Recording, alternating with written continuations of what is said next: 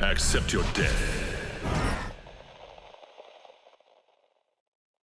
So about 3 years ago, I know time flies.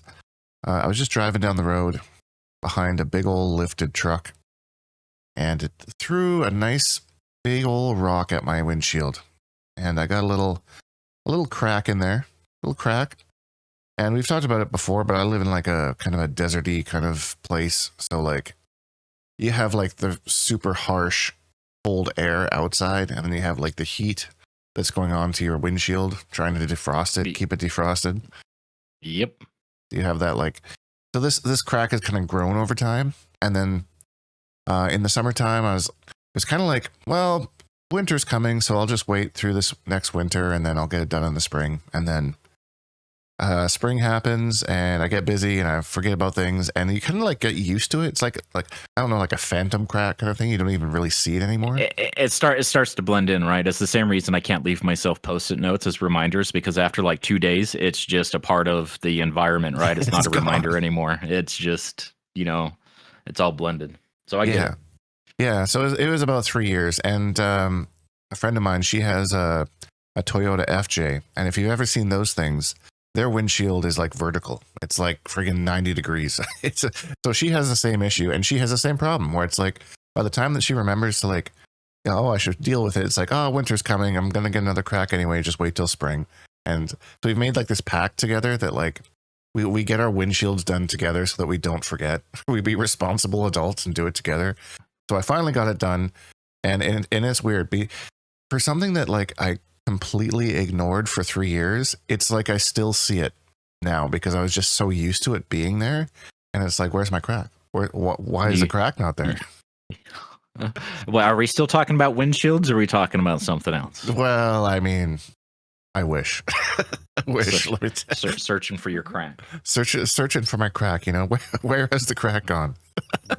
You're fiending pretty hard, and it's like the Dave Chappelle meme. Good old Dave Chappelle, that's great. I'm not as funny as him, although I wish I was sometimes. But you know what doesn't have a crack? It's our comments.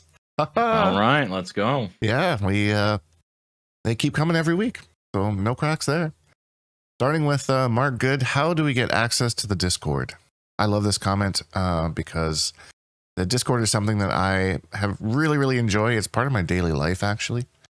And I don't talk about it enough, but yeah, there's a link in the description where you can go to my Patreon. I do kind of gatekeep it with $1 because I think if you have a free Discord, there's lots of trolls that get in there. And we've had that before I kind of thought about that idea.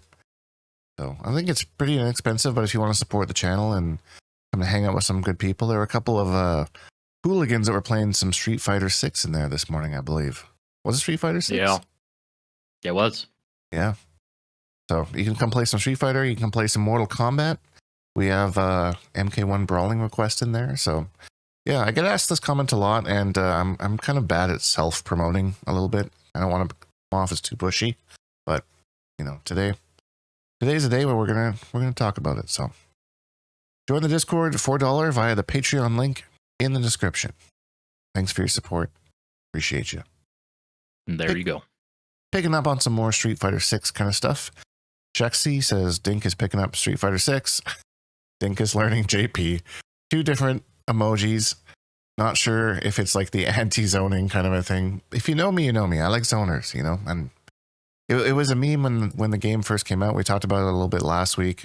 That, everyone said, oh, you should play JP. You should play JP. And I just said no because... So you didn't out of spite? Out of spite, Don't you tell me what to do. Exactly. But I did pick them up. Had some fun. Street Fighter makes the game like really fun to learn. Like it's like as a solo, someone just on my own, I had a lot of fun going through the combo trials and like the character tutorials. They have a little bit of like, I don't know how to word this, like character in it. Like it's not just like press this button to do this, press this button to this. It's like, yeah, you're a menacing villain, haha, Right. When you go through the character trials, not the combo trials, but the actual character tutorials, those are written in the voice of the character. Like he's telling you, right? So JP is telling you what he does. So he talks like JP, and you know he's got his little JP-isms and stuff in the text. Oh, interesting. I didn't realize that was a character talking to me. That kind of makes me want to do the other character tutorials just to see how they talk. I'm pretty sure. Yeah, I'm pretty sure that's how it works. That's interesting lore. That's a good way to do it, I think. I mean, I can imagine going through a Quan Chi character tutorial and have him talking to me like Quan Chi. Now I kind of want to go through juries and see what how she would talk, you know? So how's Street Fighter going? You already dropped it, didn't you? I wouldn't say I dropped it, but I would say I don't play it. All right, I'm glad we got that cleared up. Yeah, the last day that I was in the chat there with you guys, I think that was the last time I played it, and I was just kind of mashing around, and I don't really know. Yeah, that was last week. I don't really know. I just at this point, it's not really a game I think I'm going to pursue. Really, I'm not really sure. It's not like I hate it. It's not like, you know, I'm boycotting it or anything. It's just not for me. I don't think. I don't really know what it is. I just the drive parry or whatever it is. Parries always make me salty, and the fact that everyone has like a generic one is just, I don't know. I don't like it. But it's just part of the game design. But yeah, and it is what it is. It's just not my jam, you know. I've got other things keeping me busy right now. I'm working, really grinding on Expedition, really getting that going still. Doing only runs with all the characters, and I'm thinking of picking up Elden Ring again, believe it or not. After really, after like playing Expedition 33, and I feel like it was really like a Souls light kind of a game where it's like it taught me like fundamentals of those games that like I wasn't really like how to learn how to fight a boss, you know, like you just got to learn the moveset. Once you learn the moveset, then you can find the holes and all that kind of stuff. Right, so it'll be in real time, and it's done in Elden Ring with jumping and rolling and things like that. But I agree, it teaches you. I think that's a good point. I'm glad that you brought that up, because it's not about just going into a boss and then just trying to brute force your way through it so you can progress through the game. Like one of the Soul streamers I watch, he's always like, learn, then overcome, right? You learn, and then you win, right? Like, when you're first on a boss, you shouldn't even be expecting to win. You're just kind of like learning like what's going on, and then, you know. Yeah, and I think and like once you do, it's rewarding.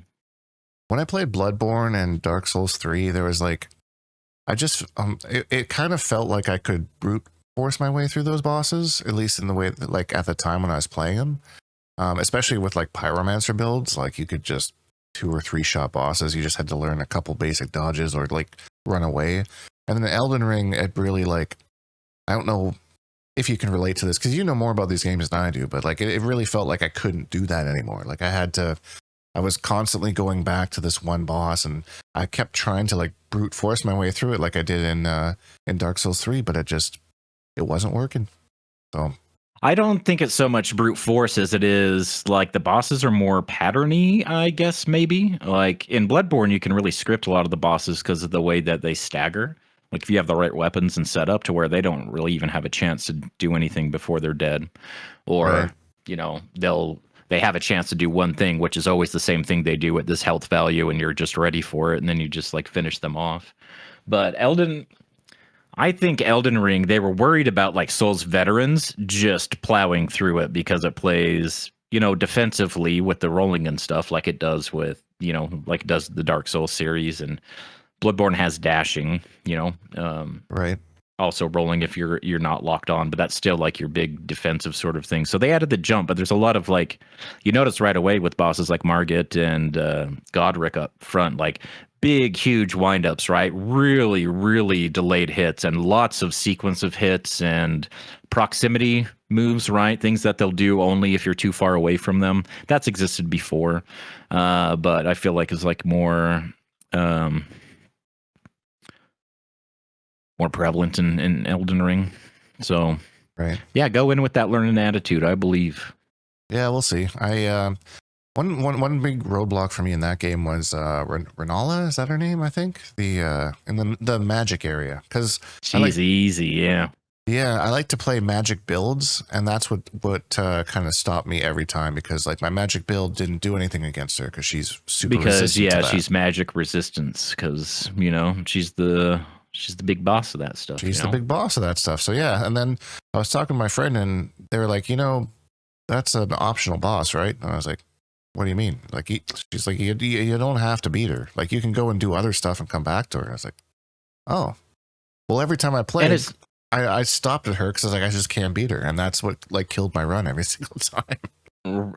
But do you think so? If you're using magic, then you're doing the sorcery sort of thing. But not everything that sorcerers do is just pure magic. You just need other spells, maybe just for that fight, or a weapon that scales with your intelligence that you can use. Like there's the meteorite ore blade that scales with dex and intelligence and stuff. Right. But then there's like the magma shot spell, which is fire damage, not magic damage. Things like that.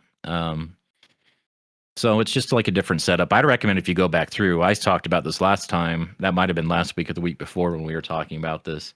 Go through like really vanilla. Don't try to do anything super fancy. Don't go in as like a caster. I know you like that sort of stuff, but I'm telling you, you're making your life way harder for yourself. It's easy to cheese a lot of stuff with spells, but I think especially if you're new to these sorts of games, it's really kind of a drawback to have to balance your flasks between health and mana, right? Your focus and all that sort of stuff. So for every mana pot you have is one less health pot that you have. And then if you run out when you're out in the open, in the middle of a fight and all that sort of stuff. So I would just go generic Andy to sword and sword and shield. And that's how you'll learn like all the defense and stuff, right? Spells you can just kind of chill back a lot of times. Not always. It's not as brainless as a lot of people make it out to be, because I just think there's a lot of purists out there that don't like it. If you're not right up in their face, then you're not really playing the game, quote unquote, things like that.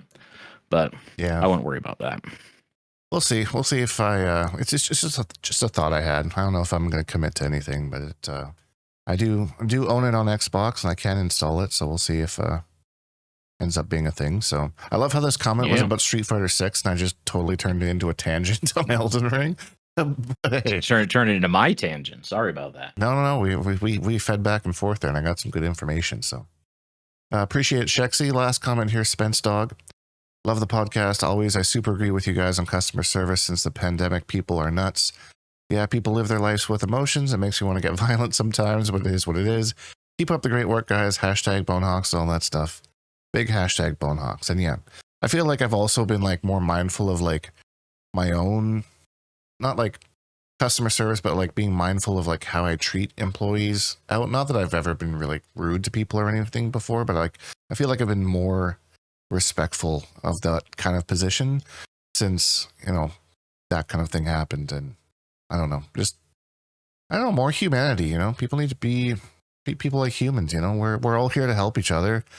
Things are tough, and we need to get through things together. So no reason to be rude to people. Yeah. Be nice. Don't be an asshole. It's like rule number one. I feel like I'm always matching the energy of whoever they are. If they're having a bad day and they're all like, whatever, I'm not the guy that's going to cheer them up. I'm just going to be direct and like, whatever. But if they're all friendly, hey, how you doing? And, and then it's all, please, thank you so much. All right, have a good day, stuff like that. But I ain't interested in telling someone to have a good day if they're being mean to me, even like when I am the customer and they're working there because they get crapped on all day and stuff, right?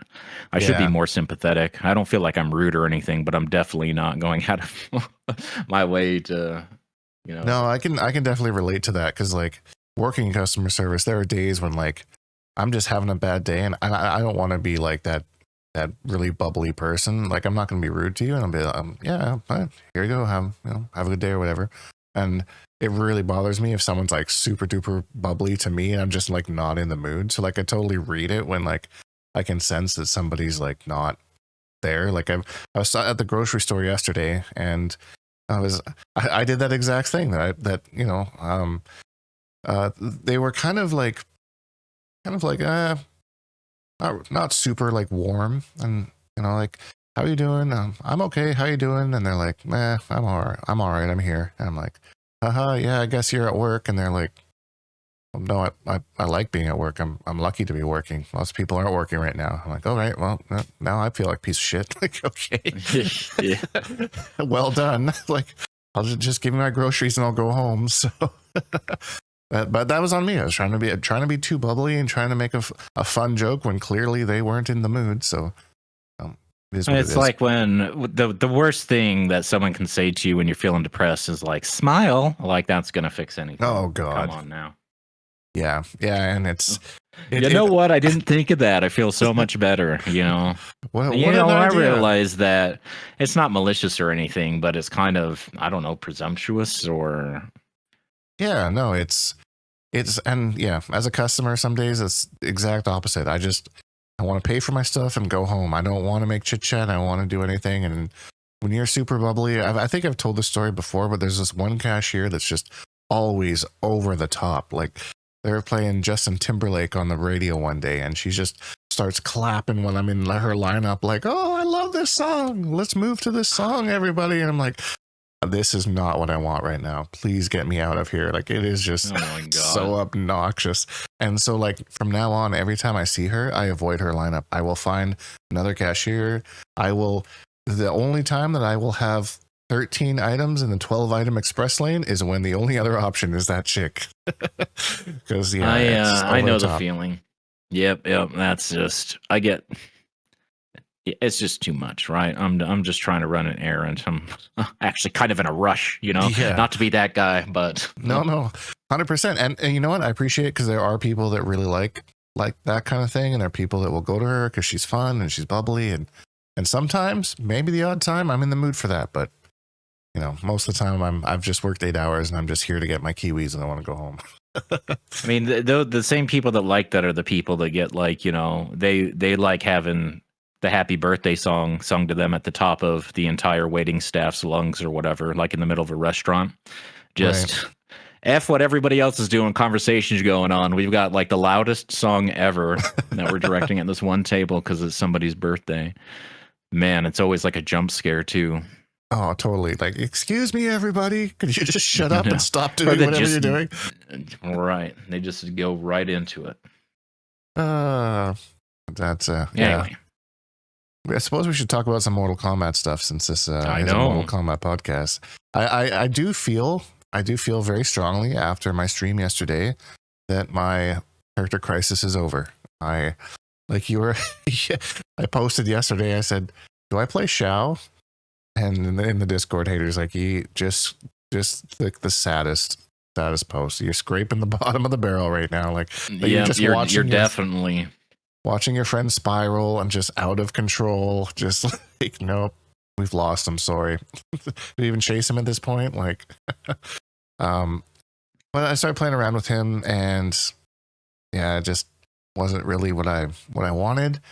And then I went back to Old Faithful, good old Lee May. I revisit her every so often, and this time she clicked. I kind of found a decent game plan with her and kind of understood. Really? Yeah. So like the thing, like I played her before, and I could do like 1 bar, 400 and something % combos, and like that was like I was okay with that, but like her neutral was ass, and I wasn't really good at playing her neutral. But now they've buffed her so that I get a fuck you, I get in for free move with like the air down back 4 enhanced, which is -6 on block. So I can just like time that and do it. And if you do it instantly, it's like super duper fast. And like it can't be up blocked either, right? Yeah, no, they can't up block. Well, they can up block it, but it doesn't do anything. But it doesn't like make her punishable or anything.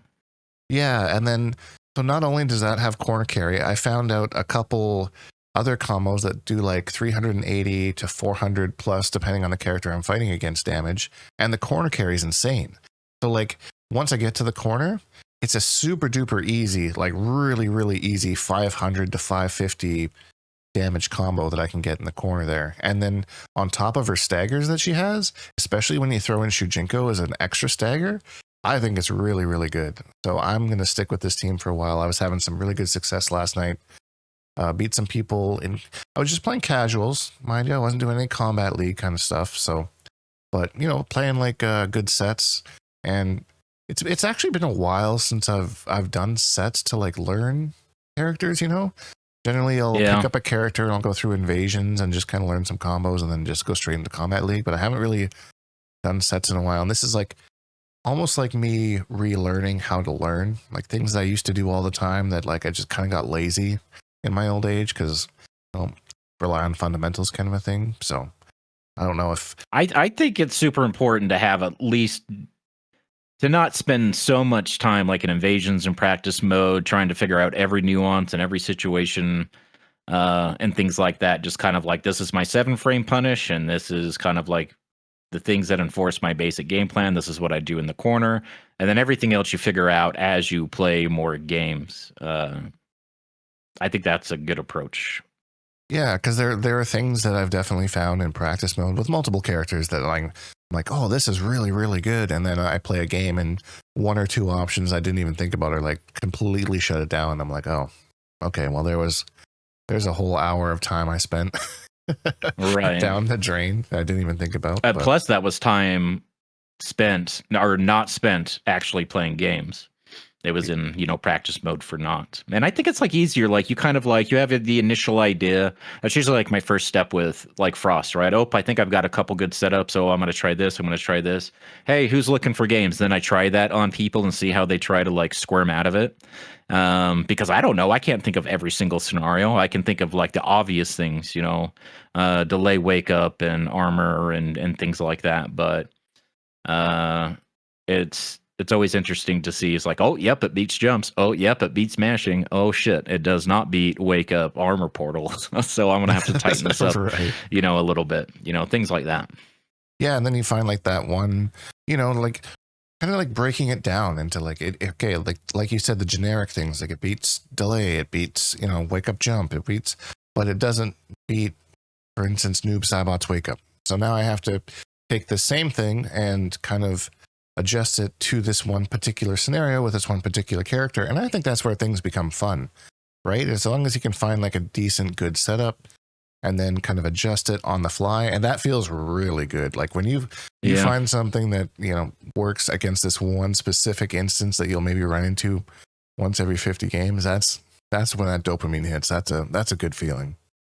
Right, because I'm playing against Cage, I know I have to do a down 4 here. I can't overcommit like I can on other people because of the threat of the armor, sort of stuff, and other weird interactions, Yeah, like funky wonky kind of stuff. So, and I kind of forget that like her down 3 is really bad. I mean, maybe it has some sort of a niche use that I haven't really found, but it's like got this weird. Now that I think about it, it might be like Frost's down 4 in MK11. Remember how that was like a super godlike anti-air? Maybe it's something like that. Oh, yeah, that's like Ermac's down 4 from MKX, I think is like the most memey version of a move like that. Right. I don't know if something like that exists in MK1, but I was just thought about it in this moment. Like maybe that's how I'm supposed to be using it. I don't know. It's got a really weird hitbox. Like people can poke underneath my poke, which is kind of weird because she's like, basically like a dog lifting her leg just like right up into the air. It's kind of weird. Isn't that kind of how Tanya's down 4 is too? I might be wrong on that, but I feel like she's got a poke that's kind of like that too. It just kind of goes more of an upwards angle and doesn't have much horizontal range. But it's a down 3, so it should be a low, right?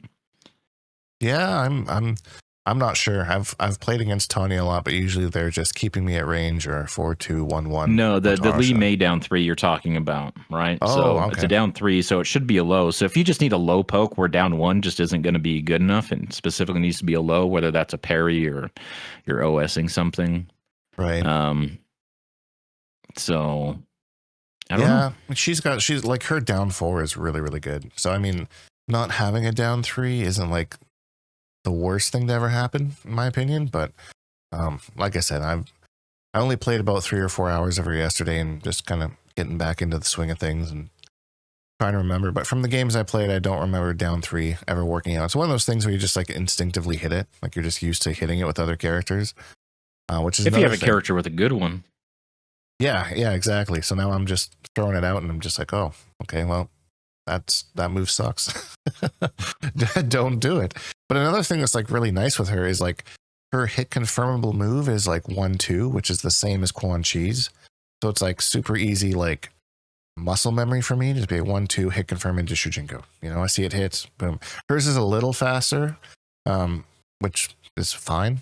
I don't have a problem with that, but it's yeah, it's just those little crossover things are nice. Because if I play someone who's like, there was one character I tried that like their 7 frame, was it noob? I think it was noob. Their 7 frame was 2, standing 2, and it was really weird for me to hit confirm because I wasn't used to like punishing with 2-1.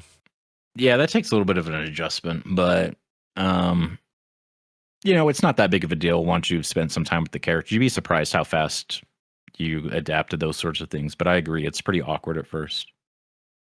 Yeah, but it's nice that yeah, I don't have to adjust to that with her. Her stagger game is really good. Plus frames for days. Similar to Conan, she's got gaps that can be filled with Shujinko's mid. So that's super nice. I do think that Conan might be better with Shujinko, but I don't know. I'm excited to try this pair out. It's just a lot of like, I think playing Conan Shujinko really helped me to understand why Lee Mei works so well with Shujinko, because they're very similar.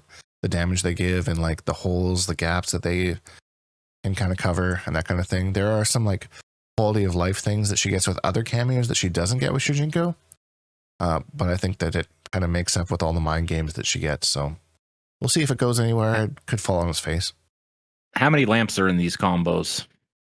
In the corner, you can get 2.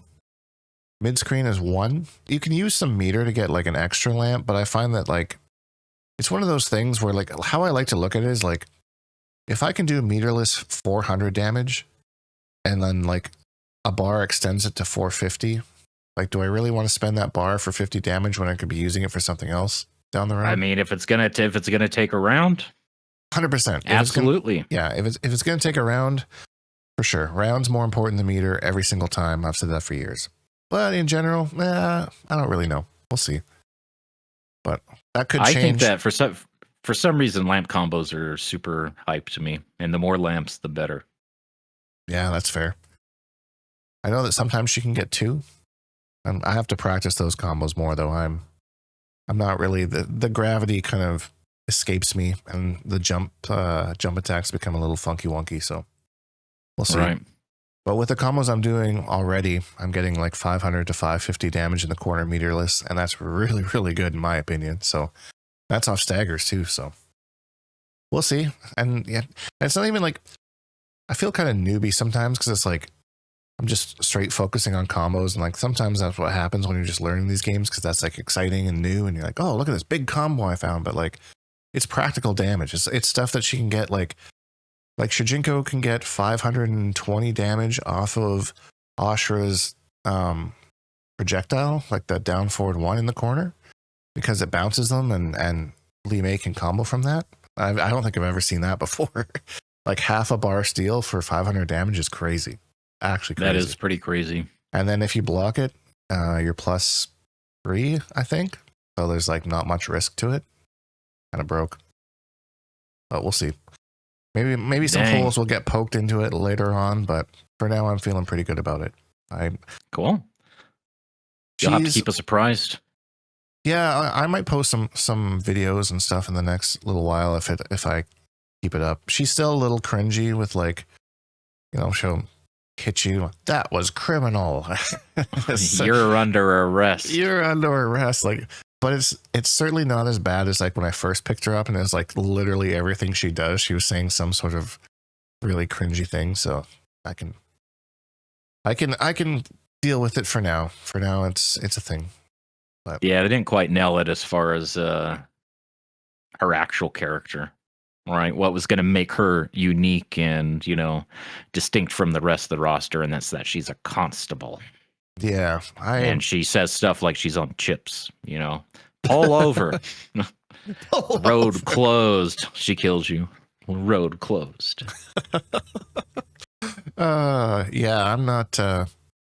I'm not really sure why they made that change. So I'm still salty about that. You know, she was such a cool character in Deception about how, you know, she was just fighting to save her village against Chang. I think at the end she actually ended up like betraying everybody and siding with Onaga, if I remember correctly. But her origin story was cool. She wasn't a constable. She was just trying to save her city, you know? Well, Lee May. How dare she? Did you see Ed Boon tweet that it looks like, I don't know if it was 3D printed or not, but it was like the Shaolin Monks logo, and he said something about it being cool or whatever, but he turned off comments. Oh, I didn't see that. That's juicy. I don't think he wants anyone asking him about Shaolin Monks too. No, or just about anything, right? When's the patch? You guys said patches. When are we getting a patch? Yeah, I'm pretty sure, unless I got trolled by a screenshot. Yeah. Let's look at him. I didn't. DE. Yeah, just awesome. He says on the Shaolin Monks logo, and he turned comments off. That's going to be a hard situation where he's like trying to like promote somebody's art and like saying like he appreciates it, but he knows that like if he posts anything related, people are just going to bomb him with comments and like, when's this? When's that? When's that? I just think they would do that after like he could literally be posting about anything, and that's what the comments are going to be. Yeah, you know, he posts a picture of his dog, and people would be asking when the next update is. Yeah, I think he's just. I don't know. Is he just not looking for it? Yeah, I don't know. It's hard to say. I wouldn't want to be in his shoes. To be honest, I have a lot of respect for that man. Mind you, sometimes he does it to himself. Not gonna lie. But right, whatever. Well, hopefully things change with like the DC, like executive stuff, like shake up and all of that stuff. And, you know, Superman just came out. So now DC Films is kind of like officially rebooted, has like a fresh tone, a fresh palette and stuff. So who knows? Maybe whatever they got cooking next is actually going to, you know.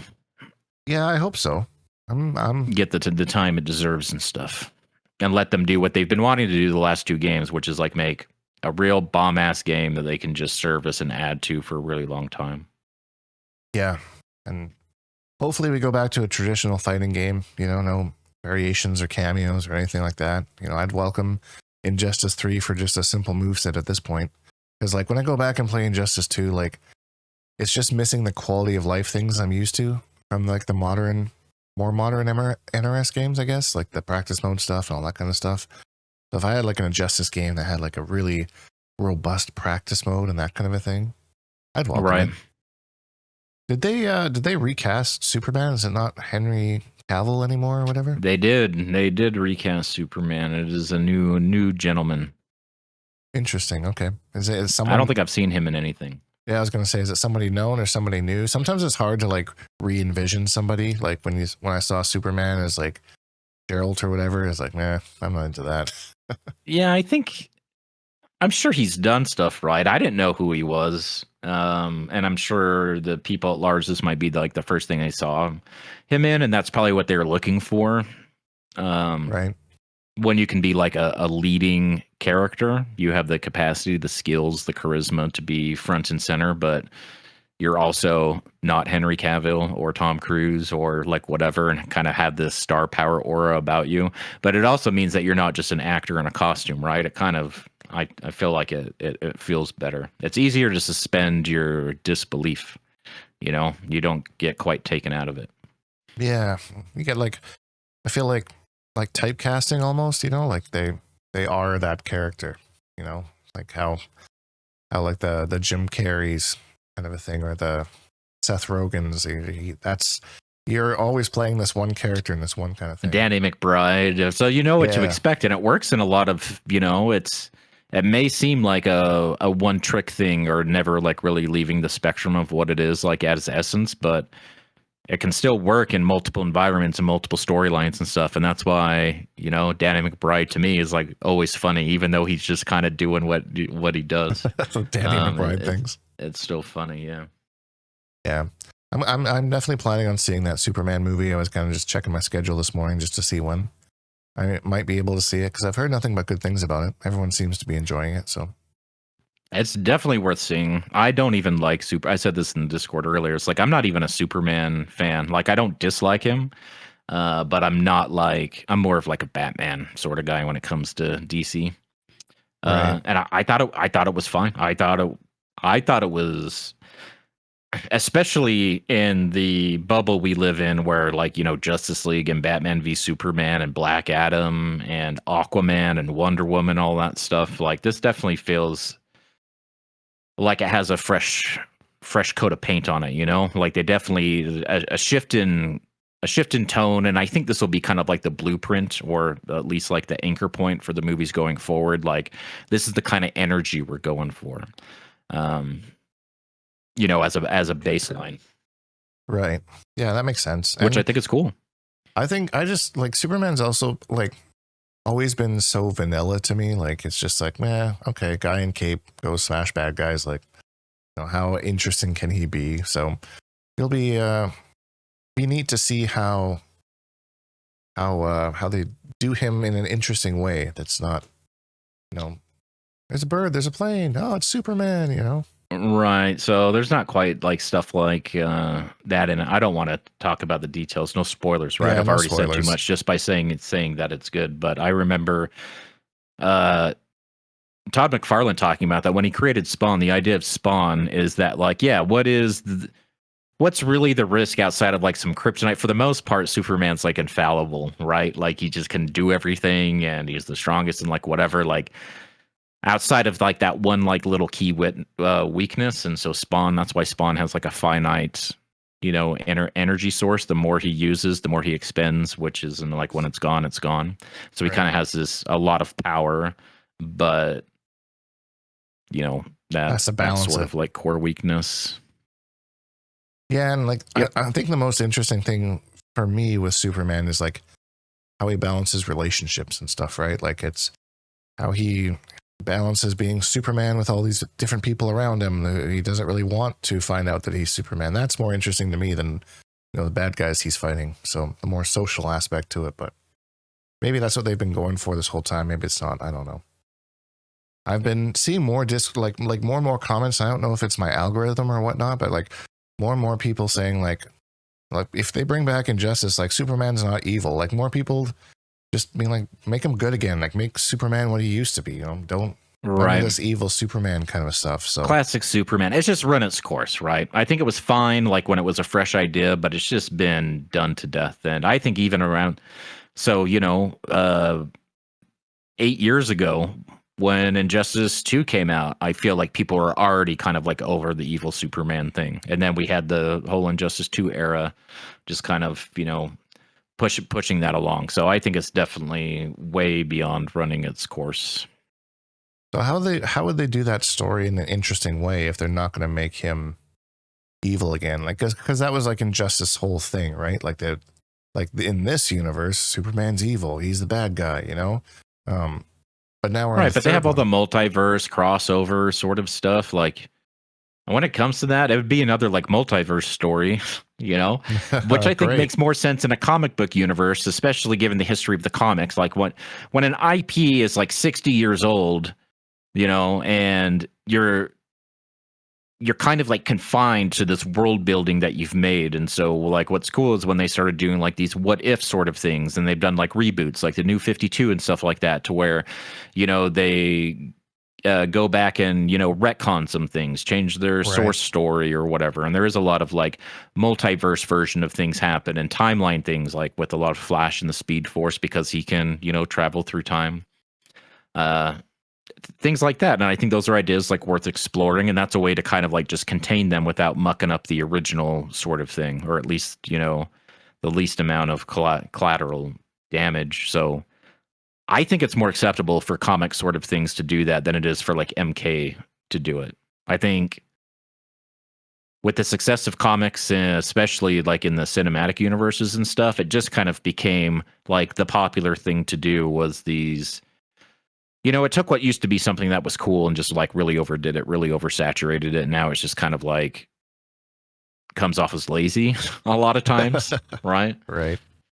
So one thing that would really interest me is who they would have as guest characters, because I will say I think the Injustice games, like they did a really good job of guest characters as opposed to like, I mean, Mortal Kombat had a couple, that hit. But like, man, just having like comic book characters that you could bring in as guest characters, that's way more hype to me than, like T-1000 or something like that, right?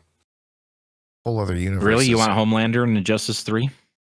Well, not really.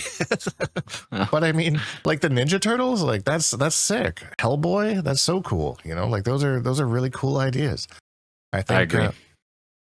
I don't really know, like, because they already did Spawn in Mortal Kombat. I don't know how Spawn would fit into an Injustice universe, because like, the whole like I won't say non-violent, but like non-gory side of things, right? I'm not familiar with Spawn. That hasn't stopped them before, because Lobos in the comments or in the comics and stuff like that, right? That's like rated MA for adult sort of stuff, really kind of like hyper violent stuff. And he was in the first Injustice.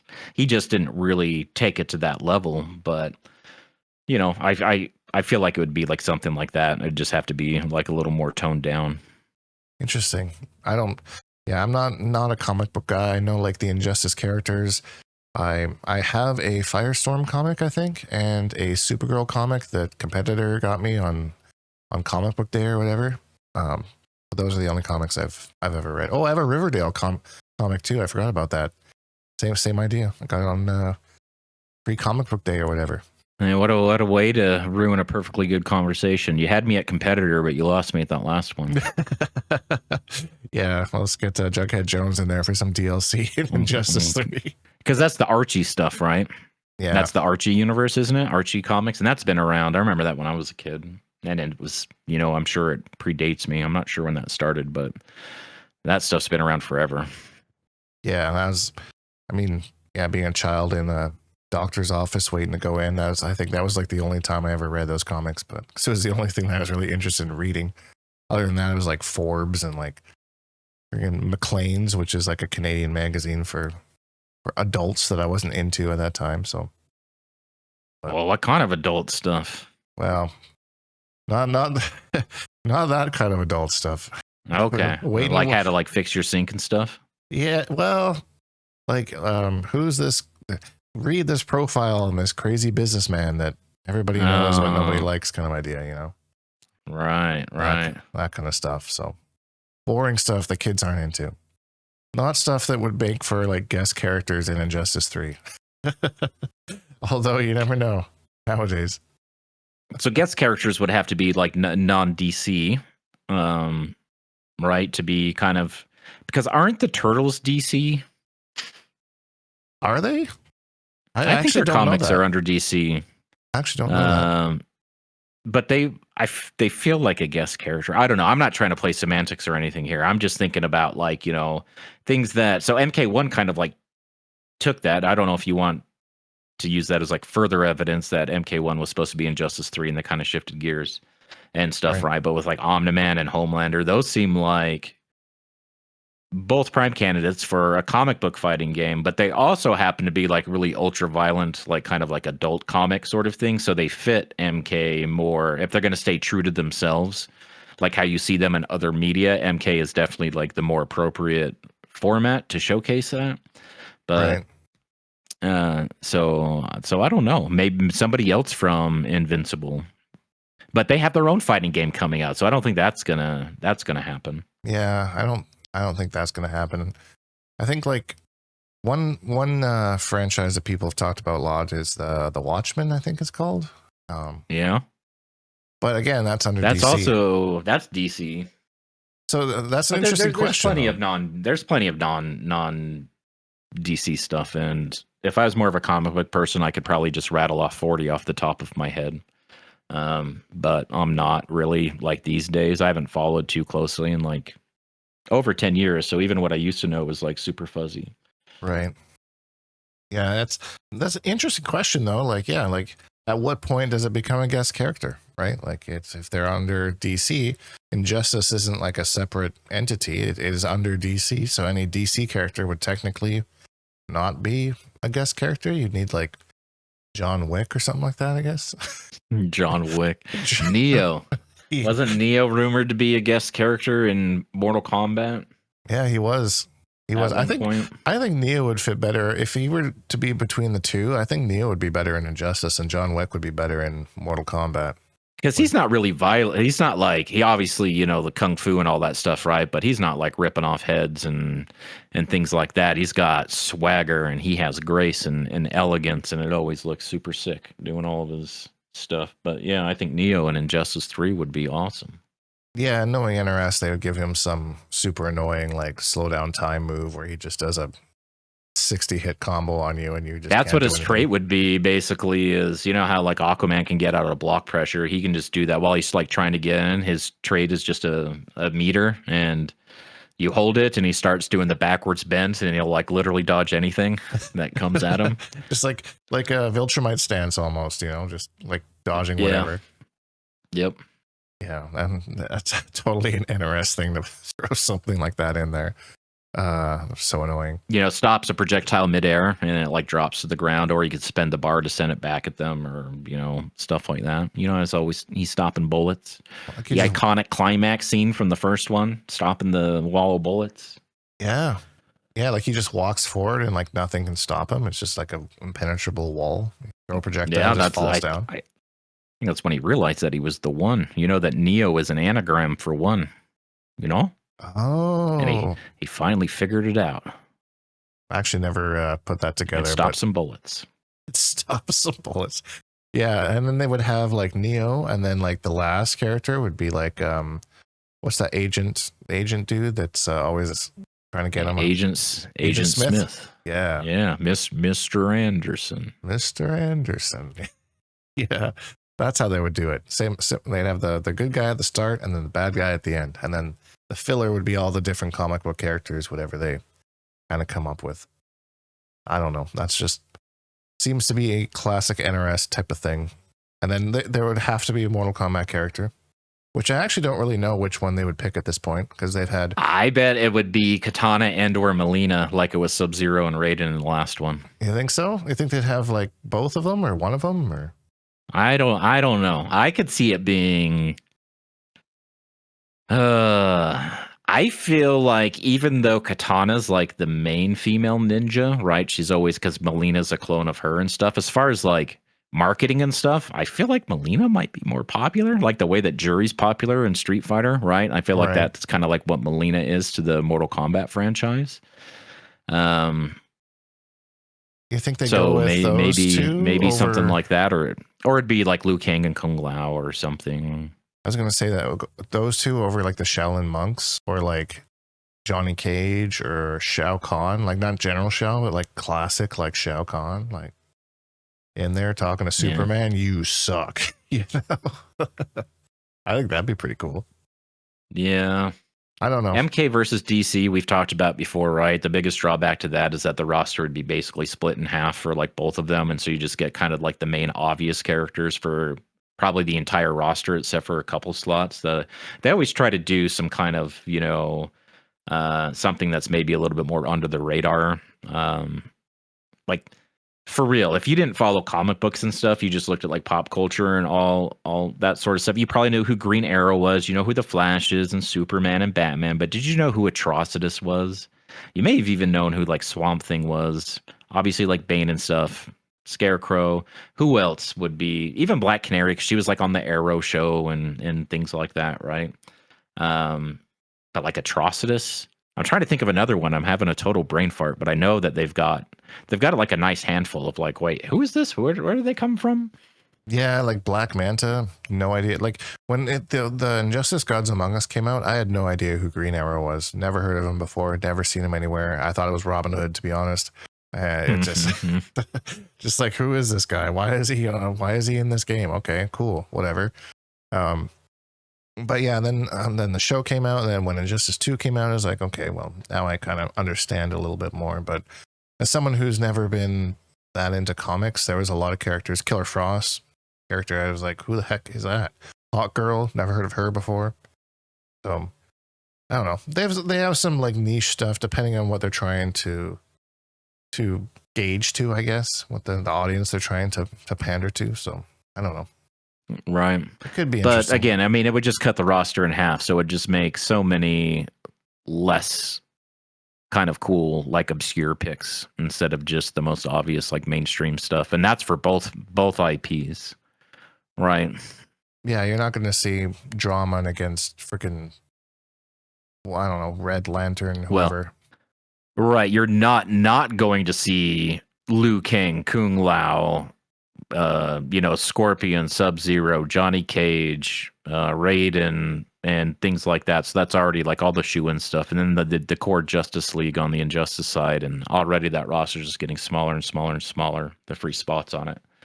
Yeah. Like I feel like if they did that as like a long-term project, like a maybe it launches with that like shallow little roster, but if it's something that they like continue to add on for like 4 or 5 years, I think that could be kind of cool. But I really don't see them doing that. Dude, even then, like it gets to the point you really want to know 40 matchups if the roster gets that big. That'll just a complete pain in the ass. Like I feel like there's a sweet spot. Like what do they call it? The Goldilocks zone, to where it's not going to be too big and too small. Right. Because I do think it gets to a point where it's like, okay, this game has too many characters. Like, how am I supposed to know all these matchups? Like Tekken, but people play that, and they do just fine. I was just gonna say that. That's how I felt about Tekken. Like I learned my one character, and then like I just fought all these like random characters. I'm like, I don't want to learn all these matchups. This is way too overwhelming for me. But like, and that's something to go for with like legacy games, right? Like people have been playing those matchups for 20 years, so like you just have to learn how those different characters play in that particular iteration of the game, as opposed to relearning them. Right, you've seen the evolution of it, and you've already kind of made those adjustments, and now you're just adjusting to like the new version of it. And I would say that's generally how people kind of like approach that, until that was part of the big kind of fallout with the season 2 patch that was like kind of a disastrous, and they just all these buffs all over the place that ended up killing traditional sorts of things that allow you to do that, right? You've been playing Tekken since, say, like Tag 2 or something like that, and maybe you might not intimately know the matchups, right? But you have all the muscle memory and visual cues. Is like, oh, okay, that looks high, I can duck there, or that looks like I should be able to sidestep that on one side or the other. Oh, yep, it worked on sidestep right. And these are just like little notes as you go on, using the basic rules of how just like the game works in general. But now, in season 2, a lot of that stuff is really ambiguous, or was removed and stuff. It was a big part of like the kind of like outcry. So it really is just, can be like really oppressive offense and not the same like kind of intuitive defensive options. Right. Yeah, feeling like all your knowledge has just been kind of pushed to the side in favor of this one or two little mechanics. I mean, like if you're playing Street Fighter 6 more, you'd realize that like characters have their things and they have their tools and stuff. But for the most part, like everyone's playing that core sort of game to where you can, be fuzzy jabbing or doing delay buttons to beat this sort of counter, or doing this, all sorts of like OSs and all sorts of crazy stuff that takes the kind of like intimidation of the matchup. Obviously, there's some like, tools and counter tools and stuff that makes matchups worse than others, can make them like kind of polarizing. But I like the core game. It's kind of like that same idea, to where everyone is in the same system and has the same sort of like options, like drive rushing into a jab for a block string versus into a slower button, which leaves a gap but can, catch people trying to, press their buttons that would otherwise be eaten up by the block stun, and, things like that. So there's a lot of like broad strokes you can go by, but you really get kind of messed up by the character specific stuff. But I don't know, just kind of build as you go along, I guess. It is. Fighting games are hard, man. Like they're so hard. Yeah, I've got a coworker who's trying to learn Mortal Kombat 1, and he's talks about how much of a gamer he is and whatnot, and he plays with just all these shooters and stuff, and picking up Mortal Kombat 1, he's like, man, I got mad respect for you, dude. Like, this game is hard. Like, I have not played a game this hard ever. So yeah, it's definitely not an easy thing to try and learn. So if you're out there learning, don't beat yourself up over it. These games aren't the easiest. There's a lot.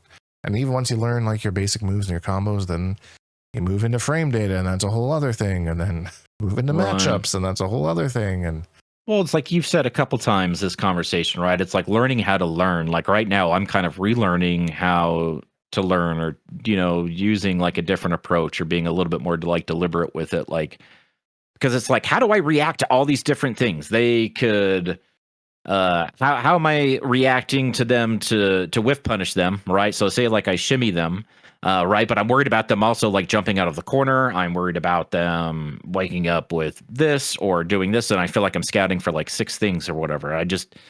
Humans can't be looking for that many things at the same time, right? It's all about like the resources that you're allotting to it. It's like, okay, I'm really, because of information I've already gathered, right?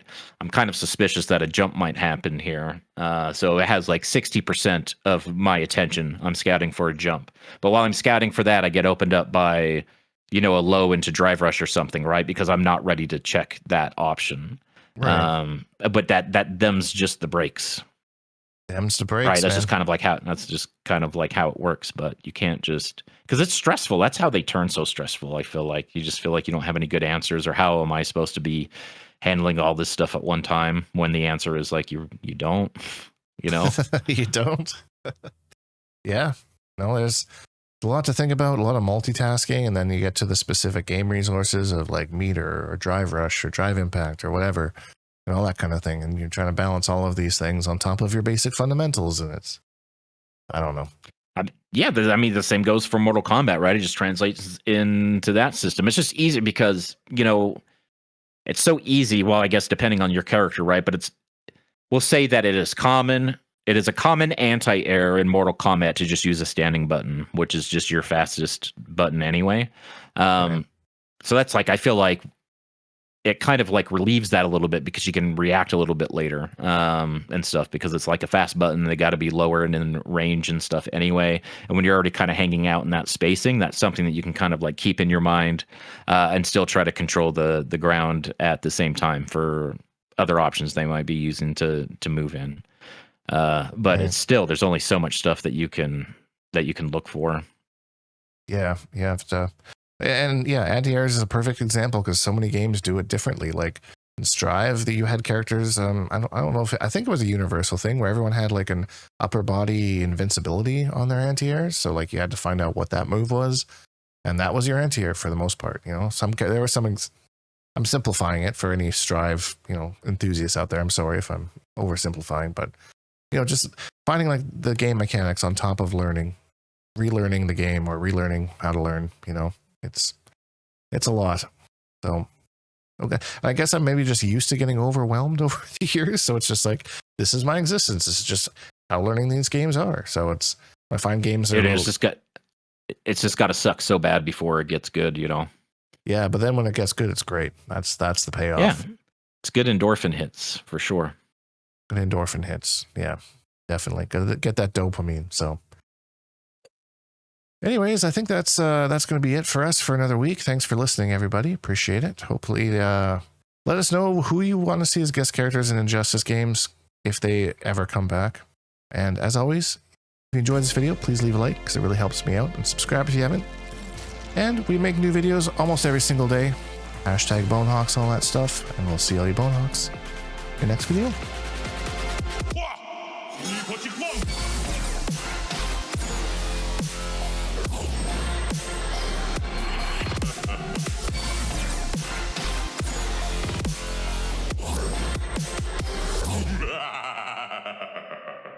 Accept your death.